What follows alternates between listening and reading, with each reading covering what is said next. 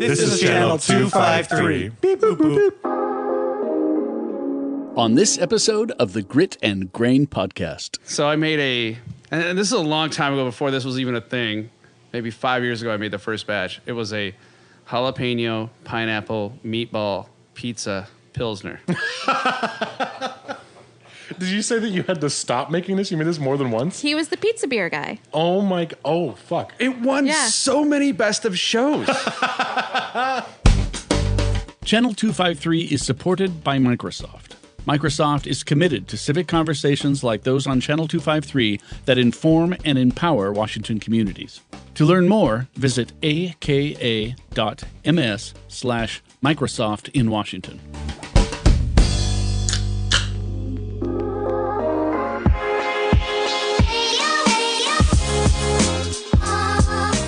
Welcome to the Grit and Grain Podcast, where we explore and celebrate the craft beer industry, community, and history in Tacoma, Washington, and surrounding Pacific Northwest areas. Thank you so much for hanging out. Let's get to it. Hi, everybody. Welcome to the Grit and Grain Podcast, coming to you guys from the Parkway Tavern in Tacoma, Washington. My name is Matt McLaren. I'm here, as always, with Sean Jackson.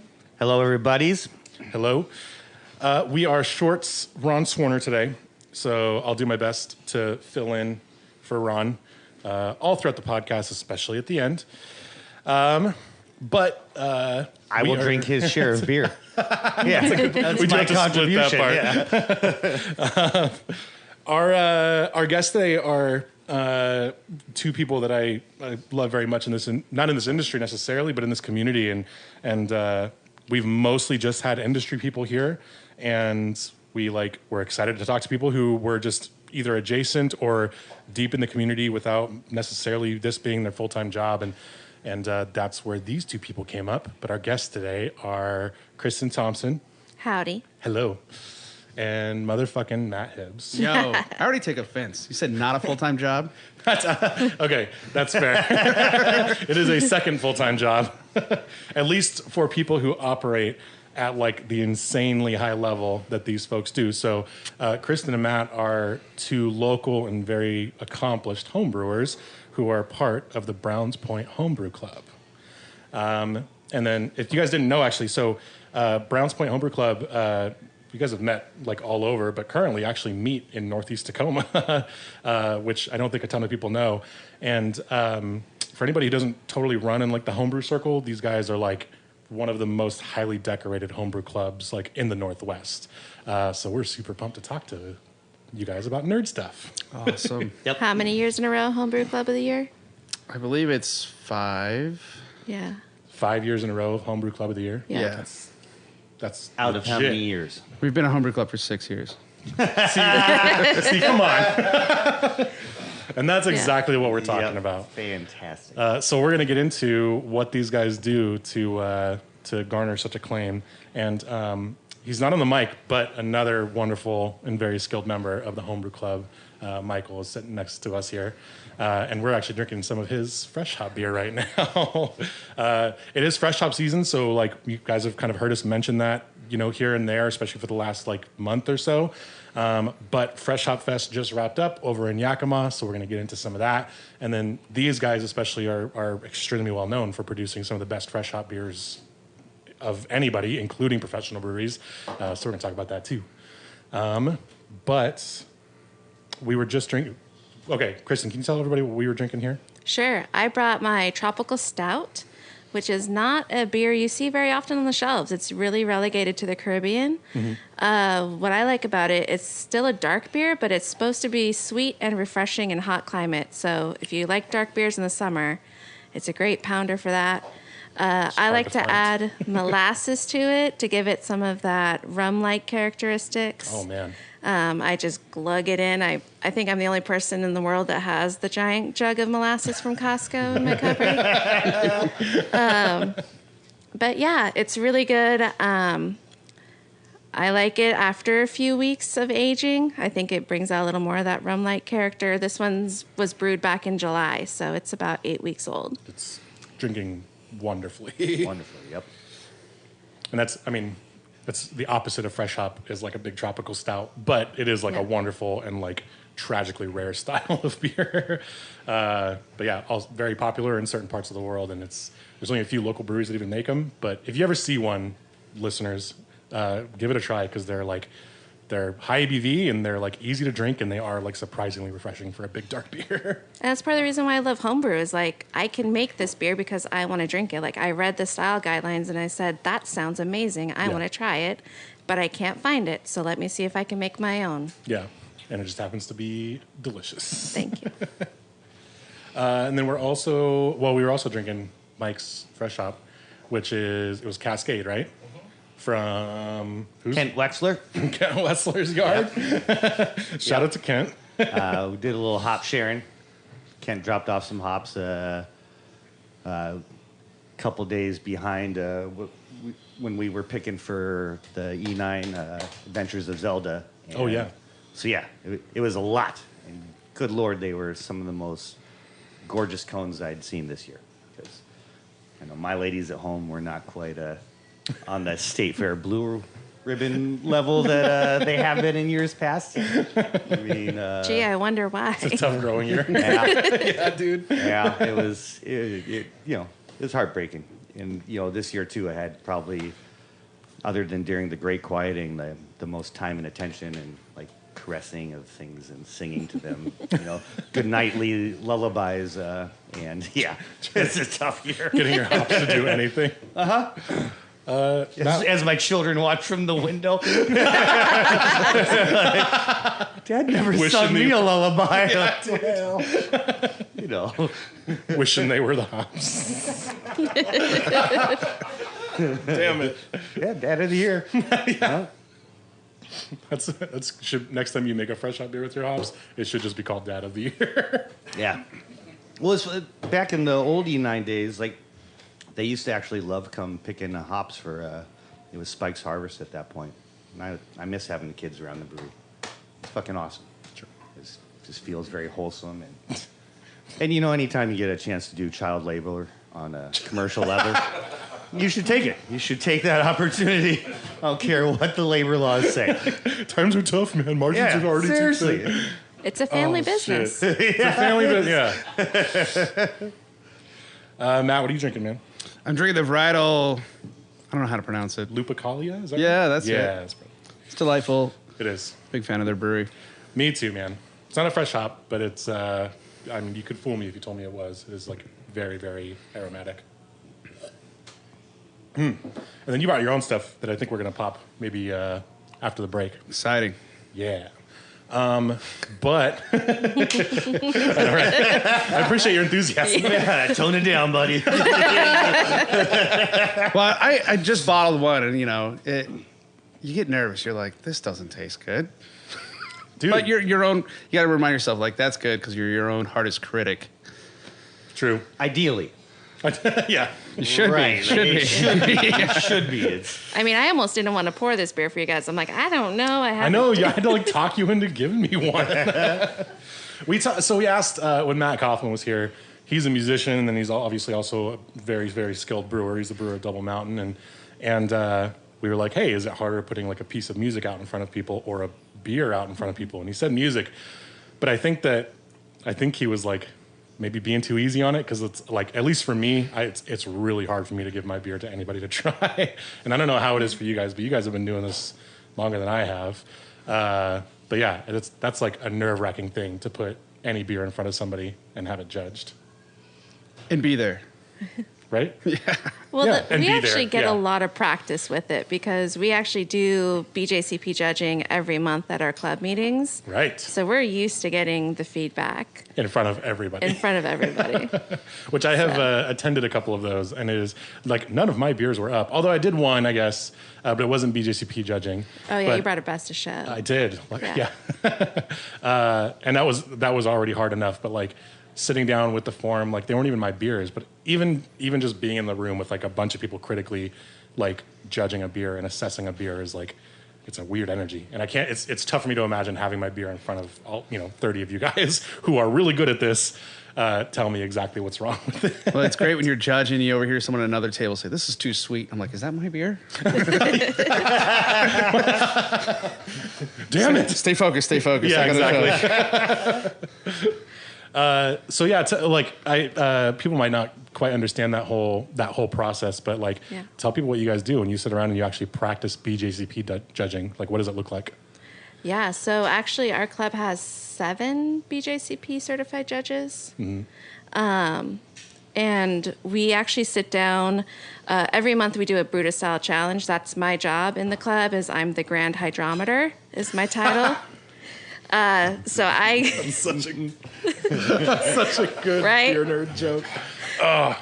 So my job is to sit down with the president at the beginning of the year and say, okay, month by month, what beers are we brewing? And we're going to brew to style. So it's a way to stretch our creative limits and maybe tackle something we wouldn't normally brew. And then we sit down, everyone brings their beers, and we actually go through the score sheet. We write down what we're perceiving in aroma, taste, mouthfeel, overall impression. And then, we give those to the brewers at the end. And if they want feedback, of course, like we have that opportunity to talk more about it too. So. Right. I think another important part of that is we'll split into small groups where a certified judge leads a table and they'll fill out a score sheet on maybe the 2 or 3 entries they're filling out. But then the other people at the table, we twist their arm and make them fill out one too. Yeah. So that way, nobody wants to. I don't even want to do it when I'm sitting there. I'm like, this. It's almost like work, but it's such a good exercise to perform because it gets your mind thinking about how to analyze the flavor, the aroma, the overall, and then compare it to the guidelines where we're styled. Like if they're trying to make a stout, what does that look like, and how does this compare? And just getting your mind functioning that way. If you don't do it often, I don't know how you can be very good at it, even if you have the best sensories ever. Mm-hmm. So, it's awesome that we have a club that is willing to come together twice a month, unlike any other club I've ever heard of. Yeah. And then the second meeting of the month, the third Wednesday, we sit down and we go through those score sheets, and everyone is engaged and participates, and it's amazing. Yeah. It's that kind of stuff that probably contributes to the 5 years in a row Homebrew Club of the Year, I would imagine. Yeah, you guys are getting after it for sure. Seriously. Yeah. It's hard work, man. I've done beer judging, and you have to be, just for anybody listening, you have to be really fast at it because you're writing notes down. You have to write down your assessments for each category. There's 5 categories you have to assess in. You have to know, based on sensory analysis, how close or far a beer is from the actual style, which is really hard to do. That's why they have certifications for it. And like Krysten said, there's 7 people you said in your club that's BJCP certified. Yeah. So I took the BJCP, just the provisional exam. And at the time I was studying for my advanced Cicerone, which is the second from the top basically in that field. And I had passed the advanced Cicerone and was the 120th person in the world to pass. It's a tough test. And I took the BJCP, and I was pretty sure I was not going to pass. Despite all of the work I did for the advanced Cicerone, it is so fucking in-depth and so specific and technical. It's it's bananas. First of all, you guys have so many people in one place who are certified.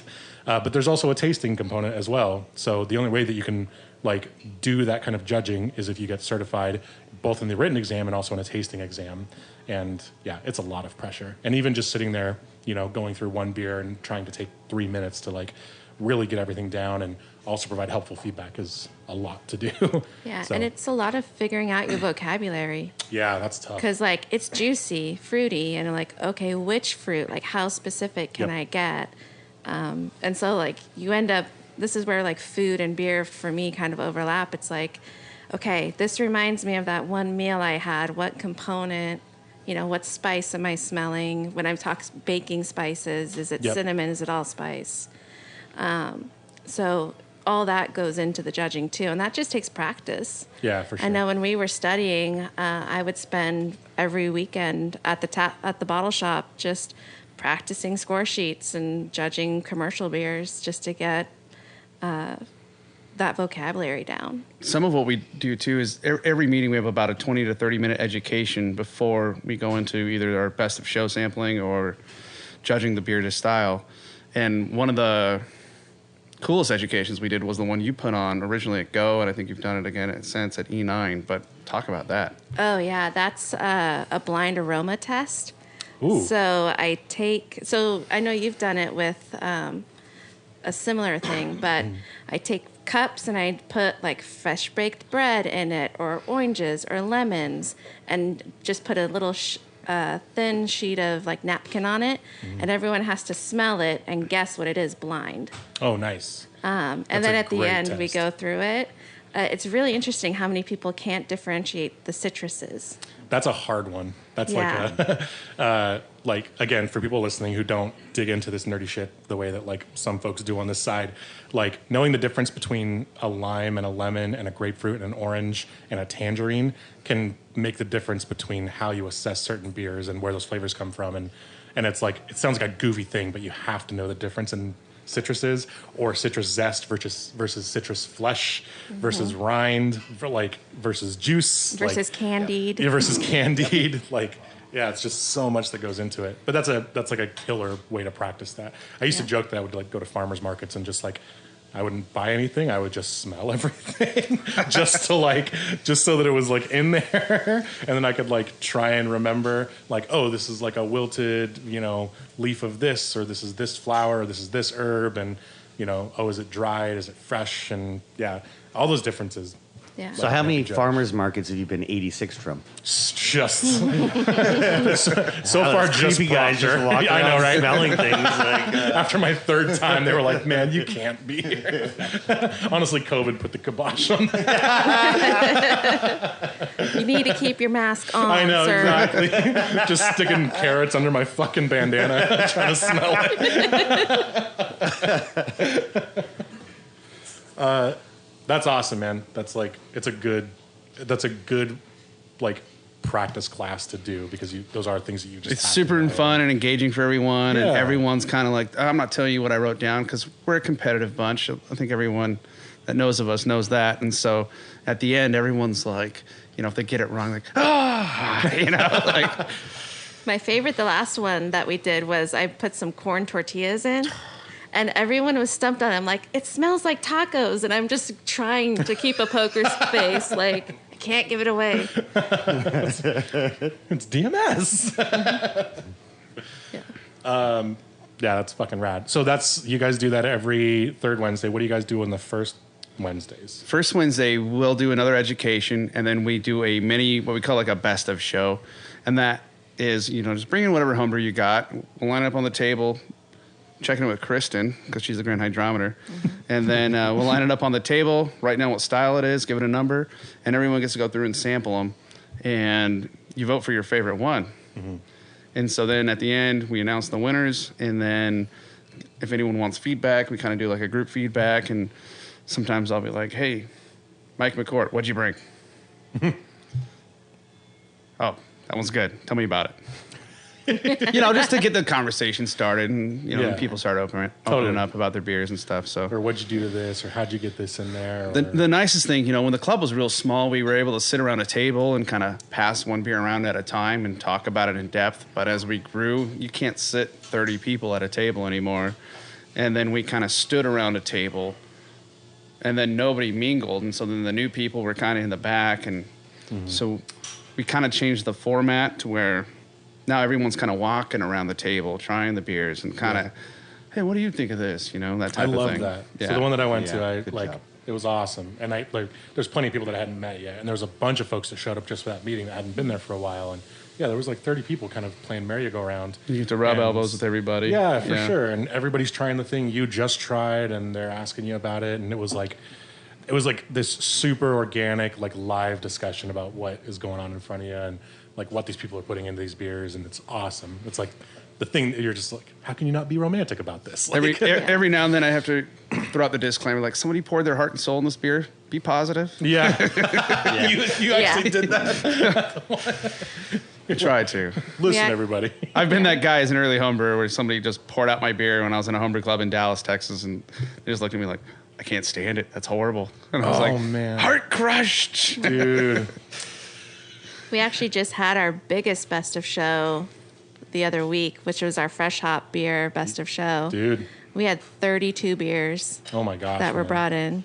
That's awesome. It was a very late night getting through it all, It's like a fresh hop festival almost. pretty much. It basically is. yeah. It's so awesome. And that gets hard. Like we've done some pro-ams here, and participated in like the palate fatigue, and Dude. that's a thing. I Like, got about I get done with 6 that. I'm in. like, I don't know if I can taste anything for. Yeah, I got about 6 in, and I was like, I don't remember where I'm at. I don't remember what was good. I had what I didn't like. I don't know. I did this all wrong. I need to get my phone out and start writing things down. I need to have little sheets printed off next year for people to write didn't like, liked, and why. That way, because it's just so overwhelming and so big. It was definitely not the best way to go through and try to figure out which one you wanted to vote for. Next year, we'll split it by style and do mini best of shows Yeah, Dang. we because there was just too many. you ended up good putting problems. together a mini best of show for the top ones, and Yeah. it seemed to work out. It's good problems. It's overwhelming. Yeah. That's a lot, though. That's a lot. I mean, Most homebrew clubs are like, they max out at 10 I mean, people and you entries. you brewed 4 beers that you brought? Well, we made 8 in my garage. Yeah.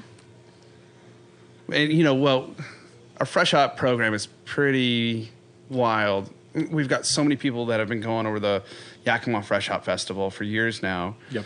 And just last year, we swept every first place they offered.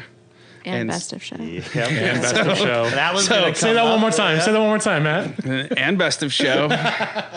Wasn't me, but the club is really engaged with this fresh hop program, and so in order to get our access to more fresh hops, I set up an account with a local a hop broker in Yakima, will remain unnamed, under my company's, because they're like, what's your EIN? I'm like, I don't know. I'll just Your front. I'm an accountant. I was like, here, let me just throw my companies in there. I'll pay for it.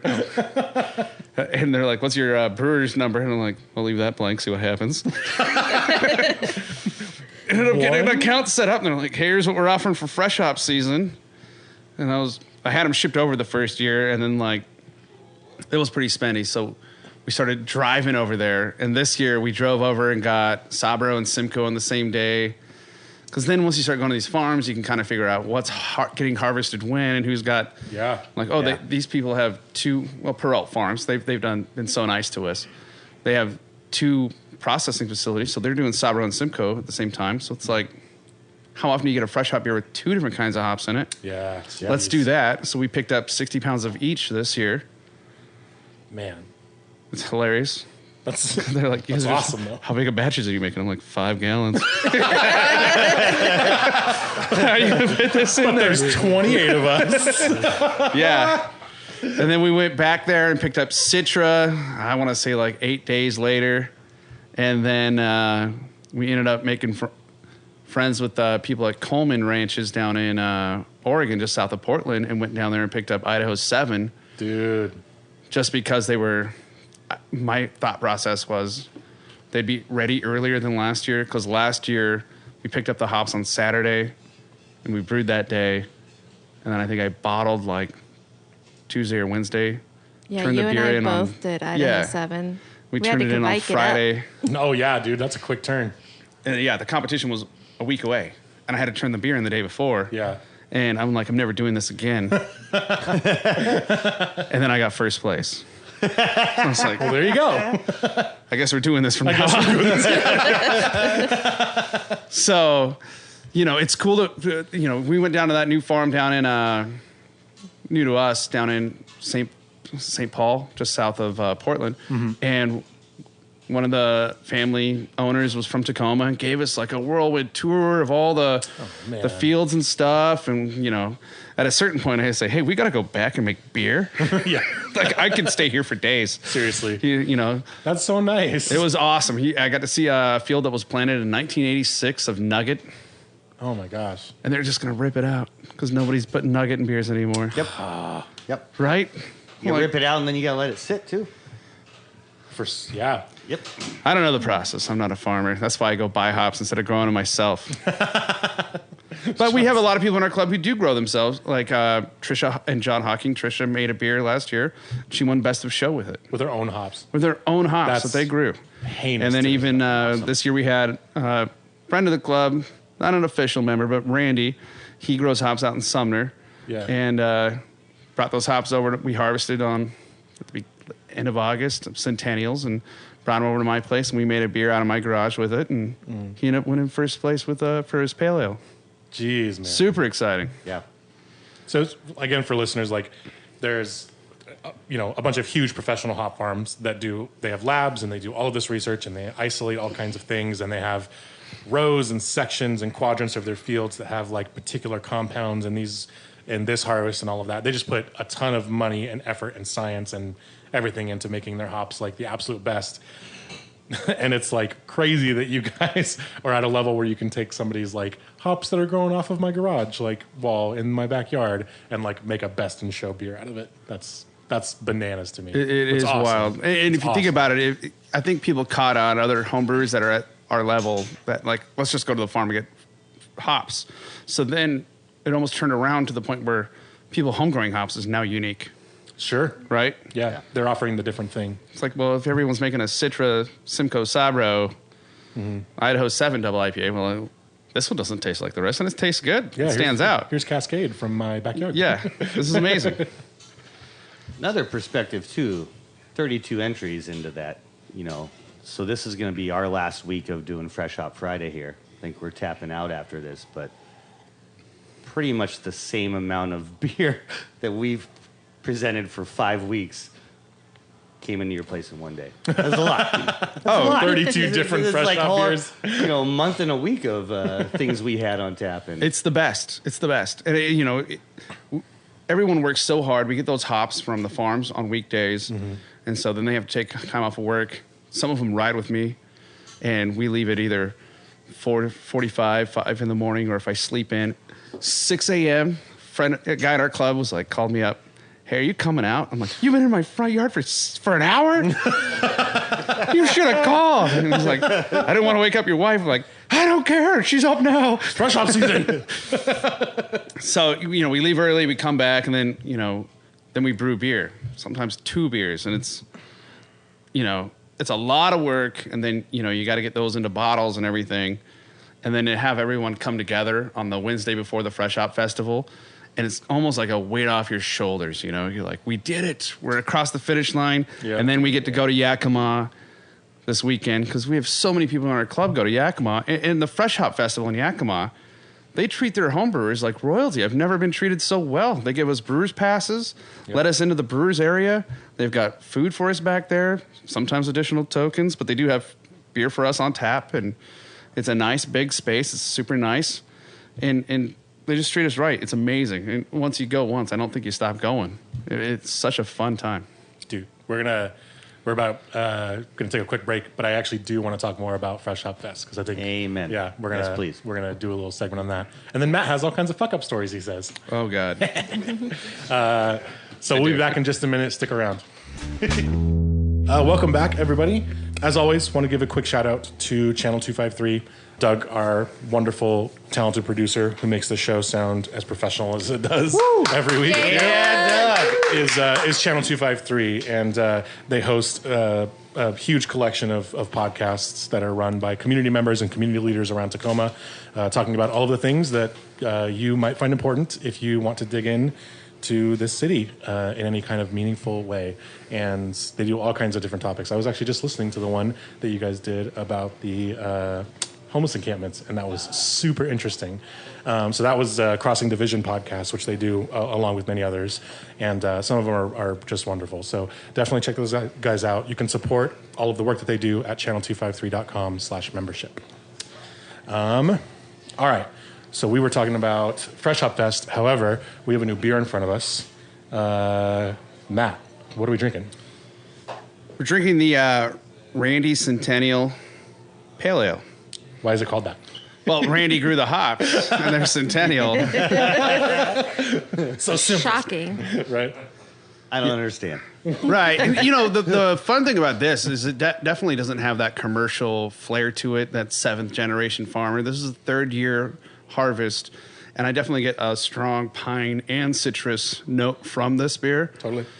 That is unlike a commercial hop, which is probably why I got first place.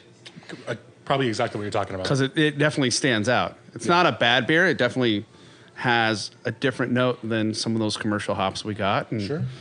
I'm happy it turned out good. I mean, I know delicious. Randy's looking to, I think he's got 40 plants, and I think he netted close to 80 pounds. Jesus. So he's looking for people to use these hops next year in fresh hop beers. Throwing that out there. So if there's homebrewers out, so this actually brings Even up a good point. Even commercial brewers out there, if they're looking for some Centennial grown locally. Yeah, there's homebrewers out there who maybe don't even know that you guys meet and don't know where to find you guys. You guys do competitions like pretty regularly on top of just the fresh hop stuff. What kind of competitions do you guys have going on right now? Yeah, right now coming up, we have Lights Out.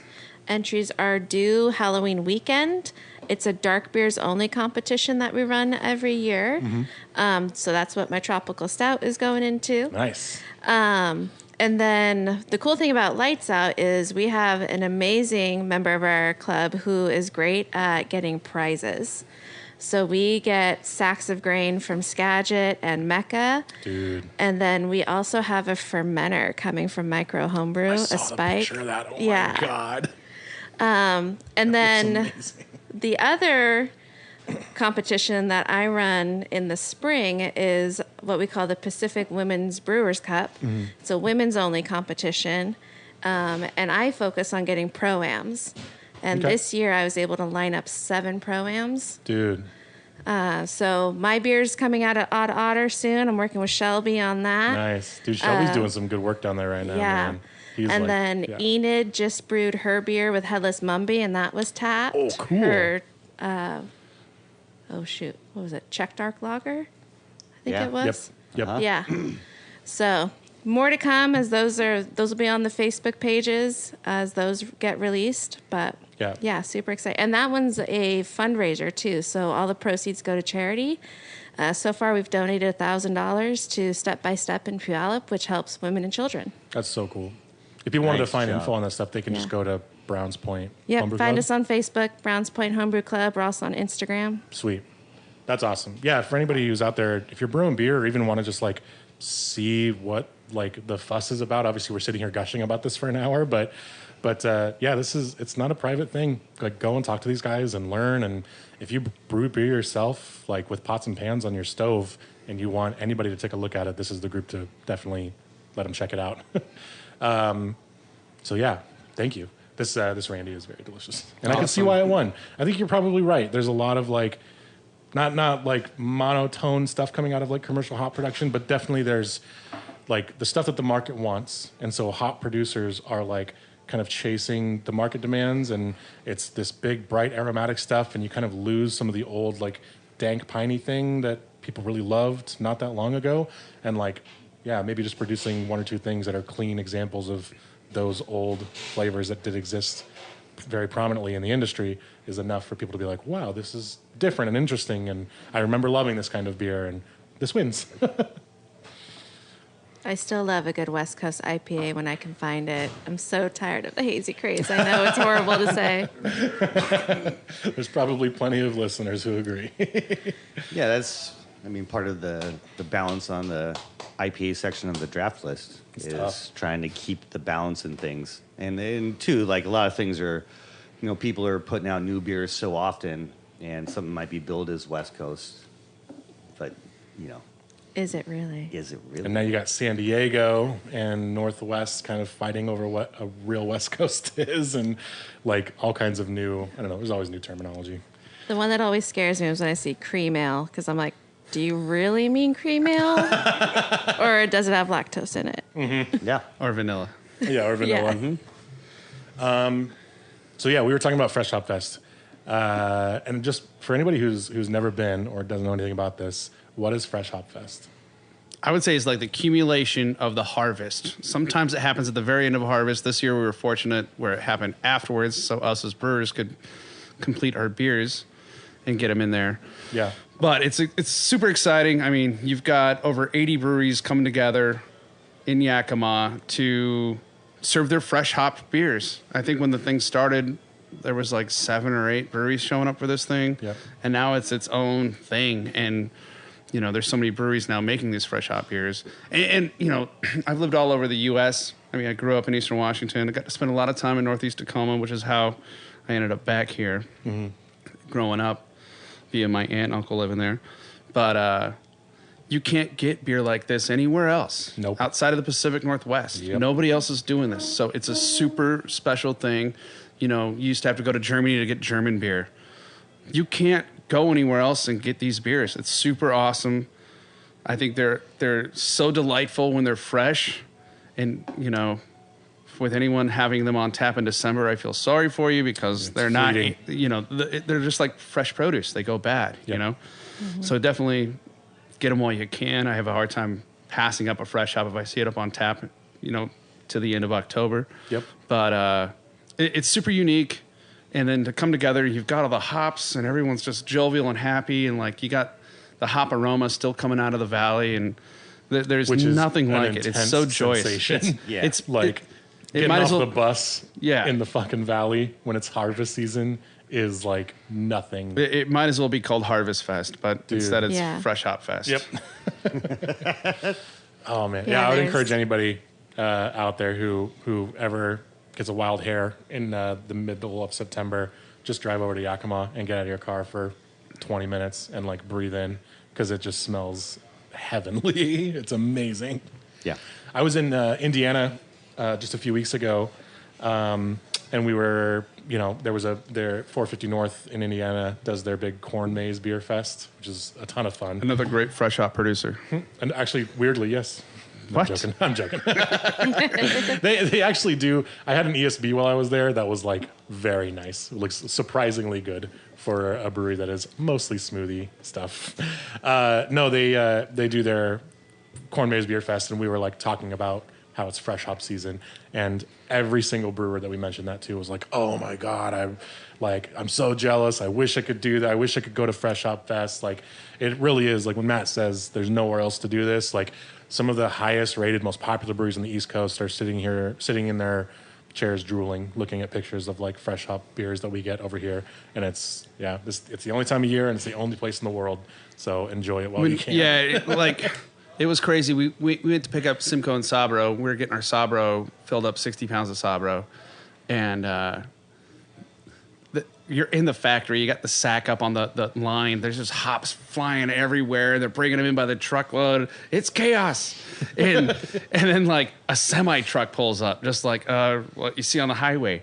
And the head of operations, Joe, walks over and talks to the guy helping us out. He's like, "Hey, get these guys out of here. We got to put 5,000 pounds in that truck." And I was like, "Where is that going?" He's like, "It's got to be Sierra Nevada." And I'm like, "Wow, Jesus. we're up here in the big leagues." Yeah. Dude.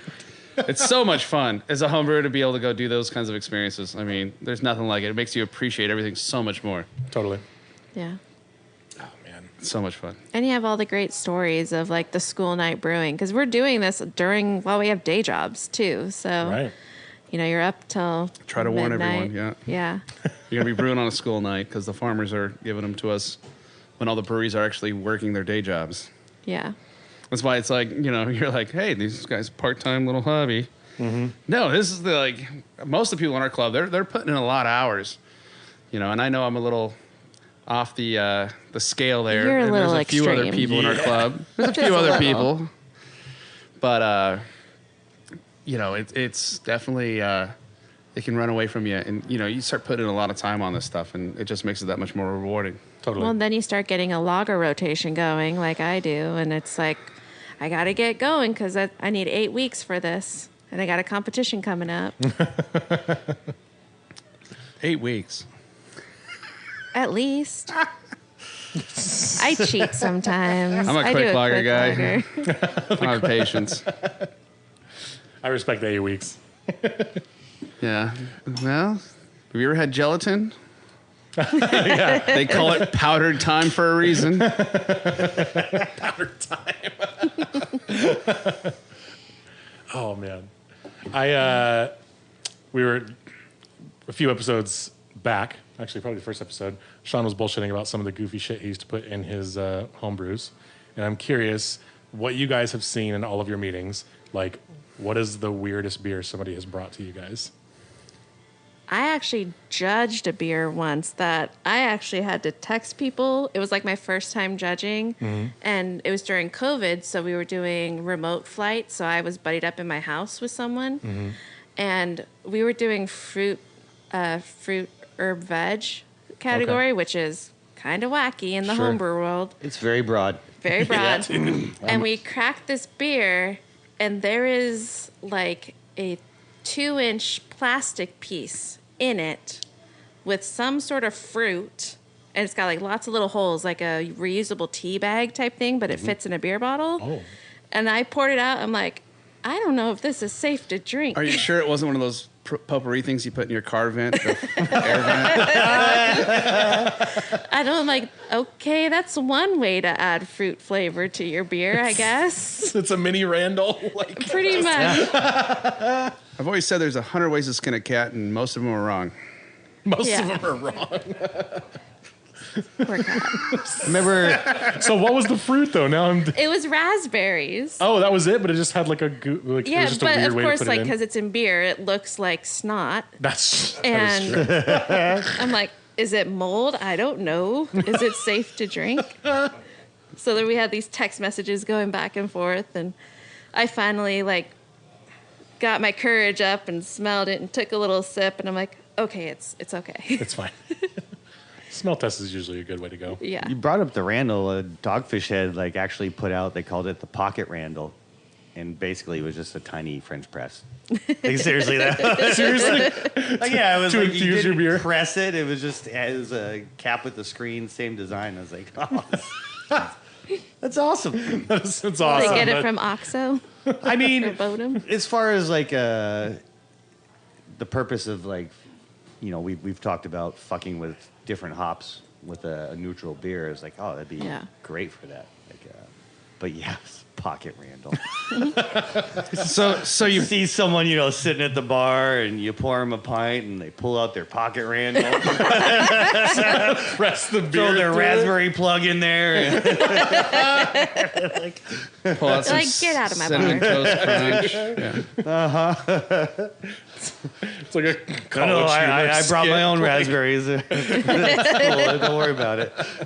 So you were talking about craziest beers you've ever seen, and I mean, I don't want to put anyone else on blast. I'll put myself on blast as far as You just don't have to mention names. It's okay.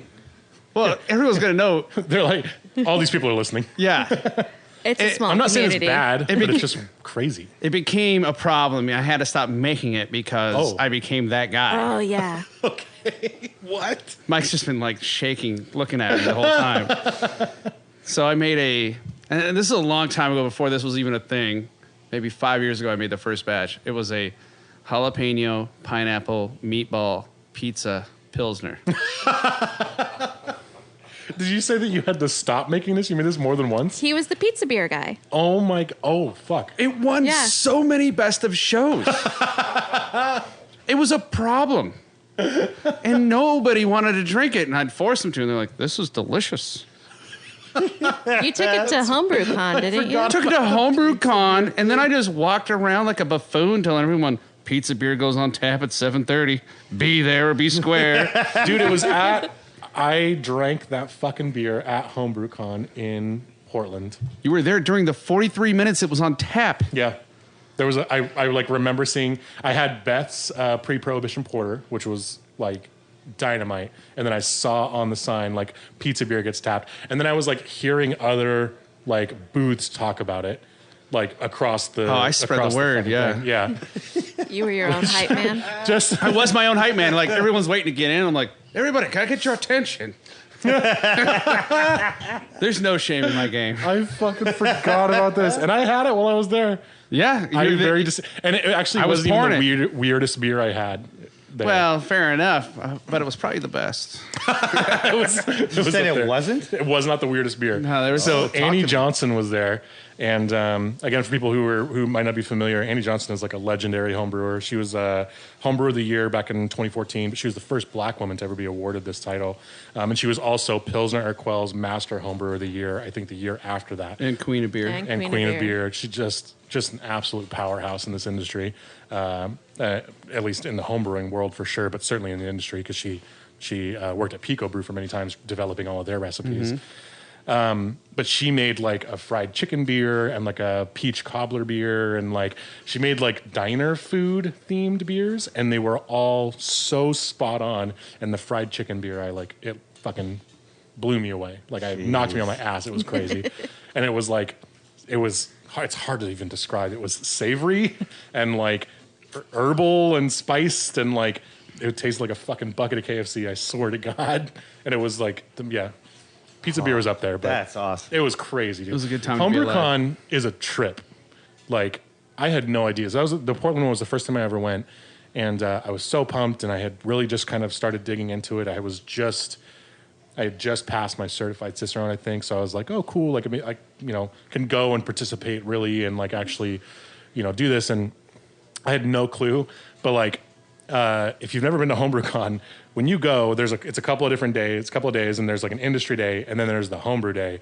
And homebrew day is every single like homebrew club who travels has like a themed booth, and some of them are so intense, and there's like costumes and like crazy huge rigs for like your tap setup. There was like a pirate booth where like their whole tap setup was like the front of a pirate ship, and then they were all dressed up like Jack Sparrow. There was like, it was crazy, and I had no idea. And yeah, you guys, We had a Jaws theme. yeah, you guys had all. It was like I remember like all the wood framing stuff on the yeah.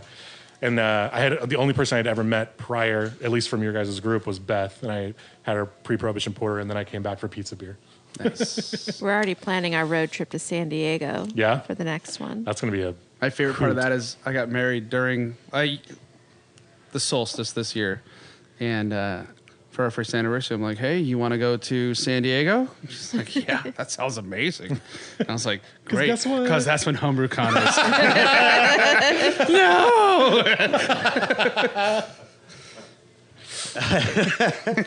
I mean, luckily she's also an accomplished beer maker. She's not as into it as I am. She just makes one or two beers and then wins best at show with them. Every fucking time she Every makes one, time, yeah. I throw spaghetti at the wall. And I'm like, "Hey, that's stuck." Damn it. I want to go to San Diego now. Still weird beers. Wincoop does a Rocky Mountain Oyster Stout. Ew. Oh yeah, Sweet. It's fucking delicious. Awesome. I've had it. delicious. I've had it. And unfortunately, it just like you have so many folks in the area for GABF, and I think they release it like more towards the beginning of the year. But anytime I hear someone going to the Denver area around there, I'm like, God bless it. The things I will suck of yours if you can bring me a 6-pack of this. Like, Couldn't get through it's one. a long list. I have an office there. I can't wait for this to happen. Yep. And yeah, the tricking too of when I got married, we did our honeymoon. We got married in mid-September, based on going to Oktoberfest in Munich. I was like, when we should get married? We should do it this time. Same freaking thing. It went over well. Spent most of our time in Italy. That was the consolation. But Nice. yeah, Munich Oktoberfest was. I told Arena we were going to honeymoon in Belgium, and she was like, why? And I was like, because they have waffles and chocolate, of course. Yeah, you love those things, don't you? Sure. For sure was talking her into going to spend our life savings on lambic. Are we ever going to leave Cantillon? I know. Like, there's probably waffles near here. I'll just meet you later. If only Uber Eats was more prominent, you could have stayed the whole time. Yeah, exactly. Oh, shit. Have you guys ever been to Strange Brew? No, it's No. during something else every year. That's homebrew related. I can't remember. You been, Mike? It comes No. fast in the beginning of the year. That's why I've always missed it, is like the holidays are madness. When you get through the holidays, and it's like if you haven't already booked your hotel room, Yeah, you know, Port you can Townsend fuck fills off. up. Like I'm always too late. Like if you want to go to Strange Brew Fest, like you should book your hotel now. Yeah, exactly. So Yeah. same with the Yakima Fresh Hop Fest too. There were does, still yeah. Right? Like there were still hotels available this year. Oh, really? They've kind of moved it out of town, so it's not right downtown anymore. So people have kind of spread out their hotel choices. Oh, that's cool. But if you're close enough, get a hotel in Yakima Ave so you can walk down to the sports center and just Yep. see the chaos. Yep. It's the best. Sports Center is where it's at. Did you hit up like Single Hill and Bridal where you were over there? Oh yeah. I didn't make it to Varietal this year. It was the first. Oh, no? Nope. It's like a half hour outside of. Yeah. So. But they did have the fresh hop party for the first time since, Yeah. and that was delightful. My favorite beer was Holy Mountain. They had like an amber lager. That's all they brought.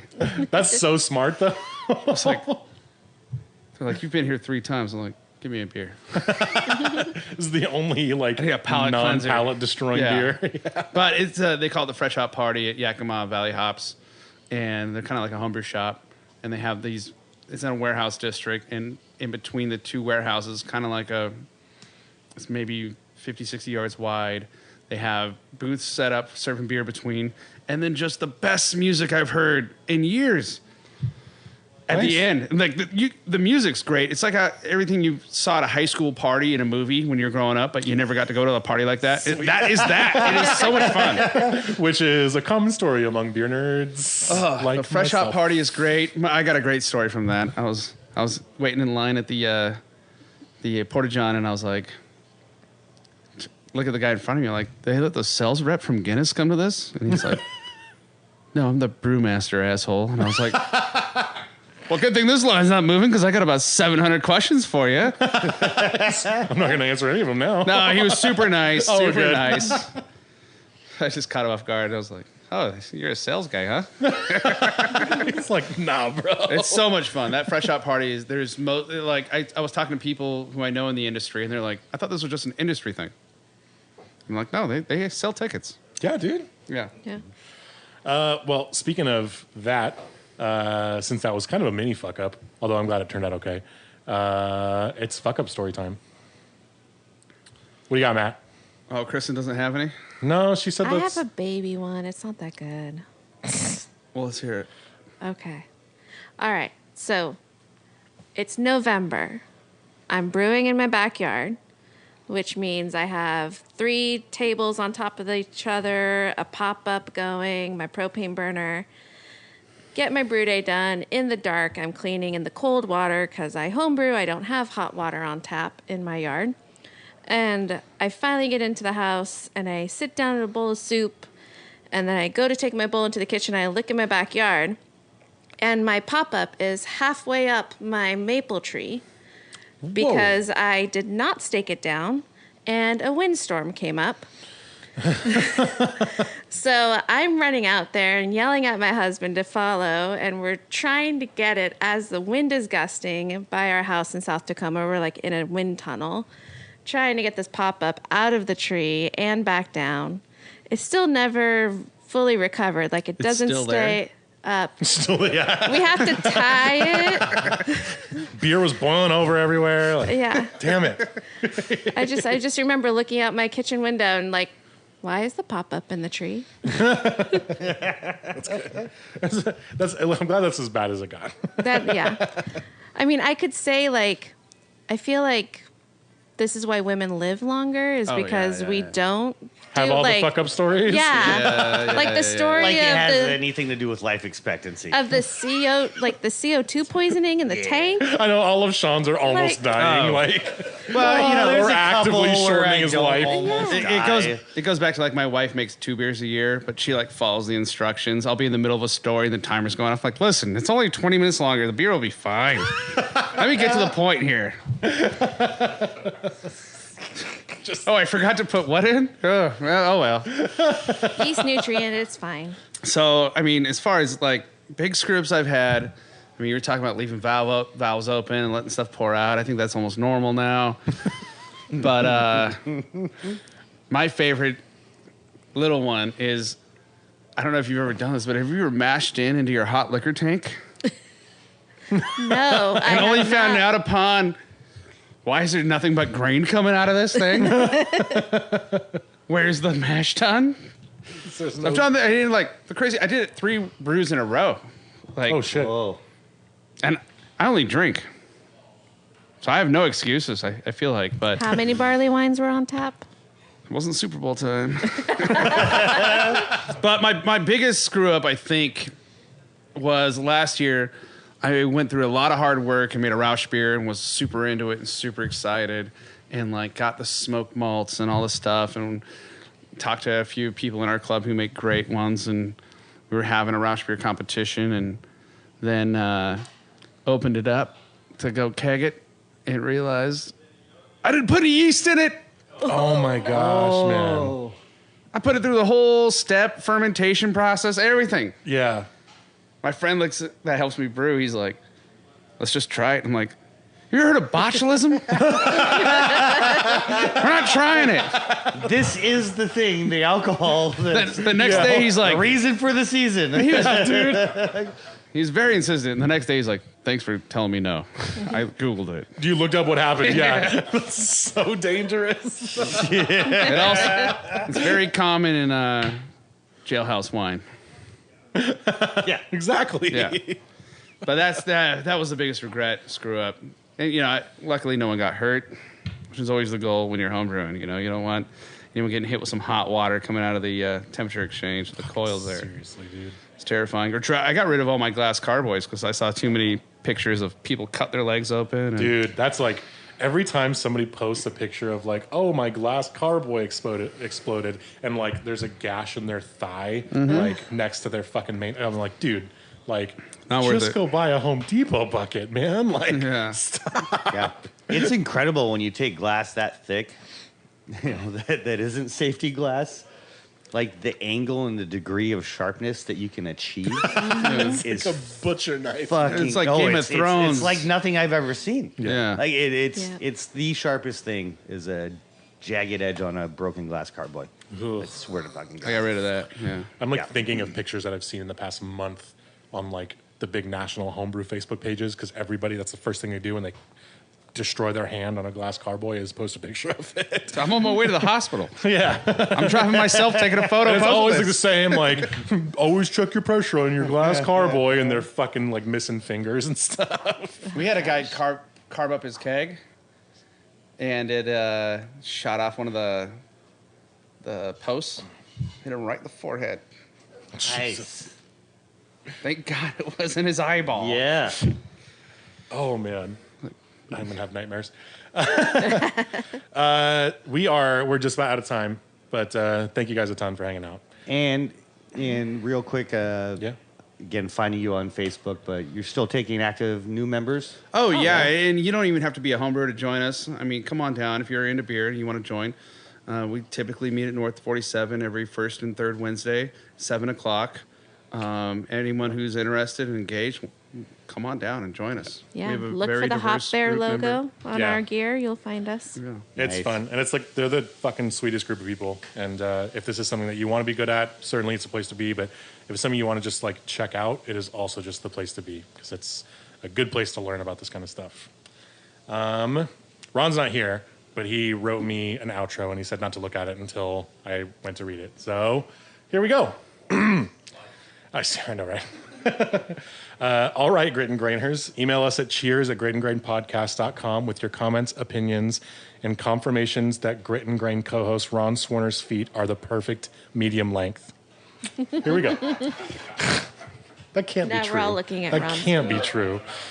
We read and drink everything we receive, and we'll try to respond as quickly as we can. If not online, then on air. You can subscribe to Grit and Grain on Apple Music, Spotify, Google Play, iHeartRadio, and Stitcher.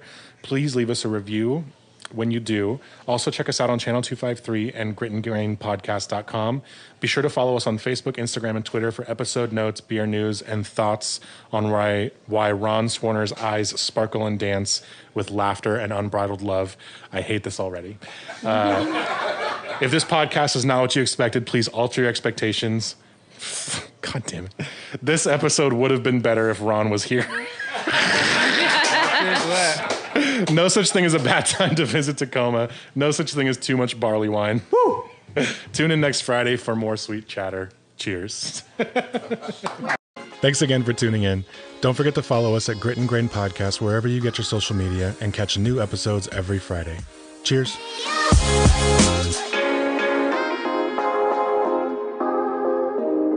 This is Channel 253.